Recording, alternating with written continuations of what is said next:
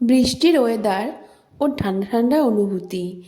তারপরে দেখলাম ঘরে আছে শুধু আলু আর ধনেপাতা। চটজলদি বানিয়ে ফেললাম একটা স্ন্যাক্স রেসিপি। আলু সেদ্ধ করে নিয়েছি, তাতে দিয়ে দিলাম ধনেপাতা, রসুন বাটা ও লঙ্কা কুচি। এবার দিয়ে দেবো 1 চামচ জিরে গুঁড়ো, তারপর দিয়ে দেবো 1 চামচ ধনে গুঁড়ো, তারপর দিয়ে দেবো 1/2 চামচ কাশ্মীরি লঙ্কার গুঁড়ো, লবণ ও বাড়িতে বানানো ভাজা মশলার গুঁড়ো। এবার খুব ভালোভাবে হাতের সাহায্যে মিক্সড করে নেব।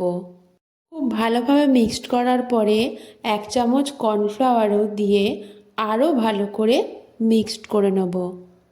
আমরা যেমন দোকানে ফিশ ফিঙ্গার খেয়ে থাকি, সেই ধরনের একটু শেপ দিয়ে নেব এই আলু মাখাটায়।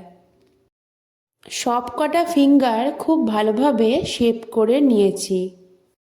এবার একটা বাটিতে কর্নফ্লাওয়ার নিয়ে তাতে পরিমাণ মতো জল দিয়ে একটা কর্নফ্লাওয়ারের ব্যাটার বানিয়ে নেব।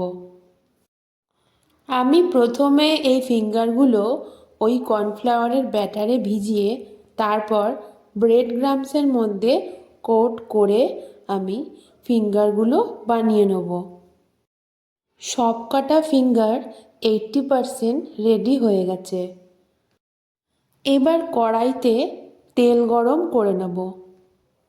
মিডিয়াম ফ্লেমে আমি ফিঙ্গারগুলোকে ভেজে নেব।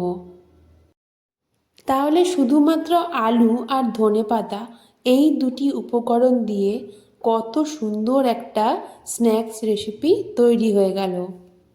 তাহলে বৃষ্টির দিন বা হঠাৎ করে বাড়িতে কোনো গেস্ট এলে এইভাবেই তাকে পটাটো ফিঙ্গার বানিয়ে পরিবেশন করতে পারেন।